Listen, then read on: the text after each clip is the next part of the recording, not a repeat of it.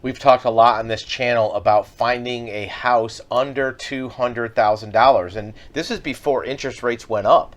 This is when interest rates were at the 2 or 3% range, where you could buy a house for $200,000 and have a mortgage payment at $1,000 or less. Now, obviously, as interest rates have gone up, it's even more desirable to find a house under $200,000. And a lot of people think it's not possible. Even this article from the wealth creators talk about where have all the $200,000 houses gone.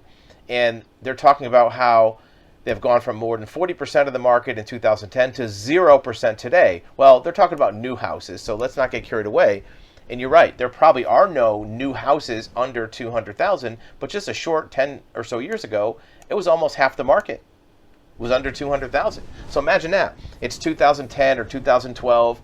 Interest rates are what? 3%, 4%. You can buy a brand new house for 200,000, have a payment of maybe 1,000 or 1,200 a month. You're in good shape. Now, fast forward, you can't buy a new house for that. But can you still find a resale home? Well, even though it might seem difficult, there's plenty of them out there. You can see on our channel where we will go through and pick out, selectively curate 4 or 5 homes in any given market. But let's look at a more global scale. Here is a screenshot from Zillow, and we zoomed in just north of Dallas. And the reason we picked this for an example is because it's a very highly desirable area that people want to move to. But we'll look at a couple other areas too. And you can see all these red dots. This is up to 200,000. And we'll even take home type and we'll deselect everything except for single family homes. We'll apply that.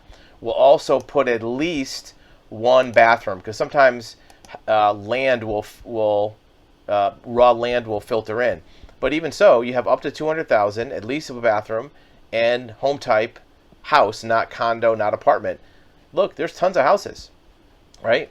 And now these aren't going to be, highly luxury brand new homes, but there's plenty of homes for under 200,000, right? And you can see these on our channel. Zoom out a little bit.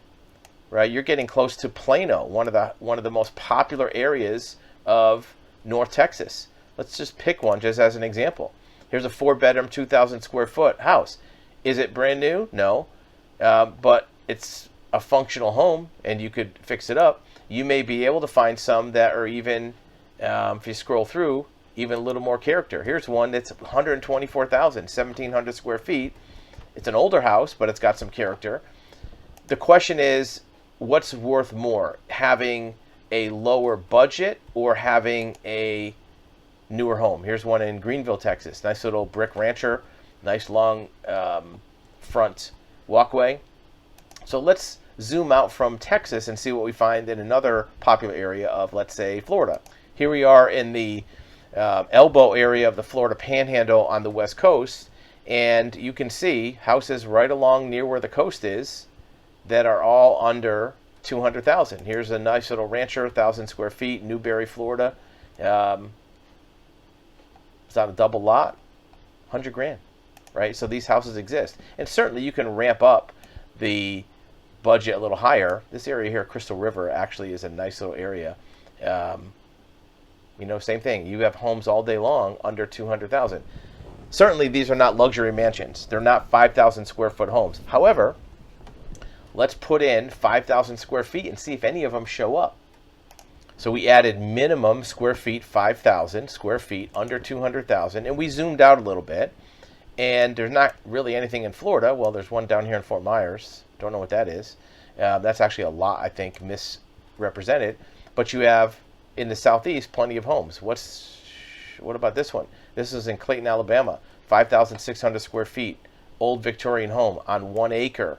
For $195, right? Is this house for everybody? No, but it has a pool, right? It's got a fenced yard.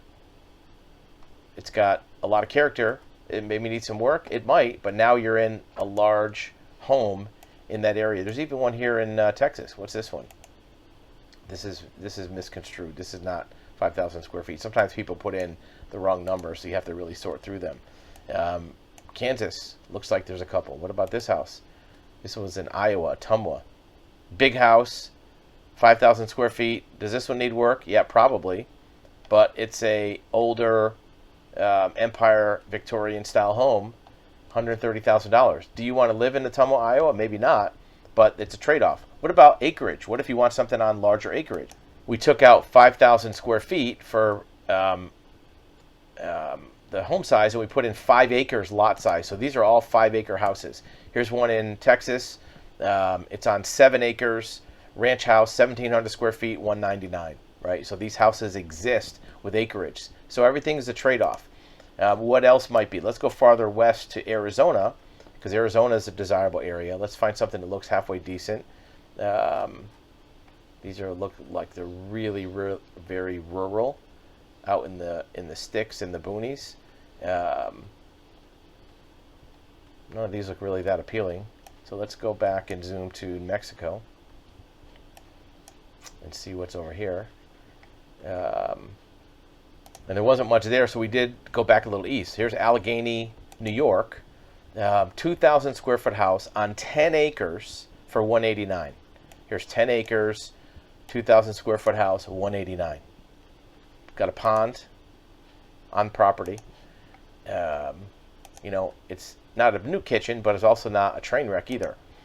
So to answer the question from the article, where have all the $200,000 houses gone? They're out there.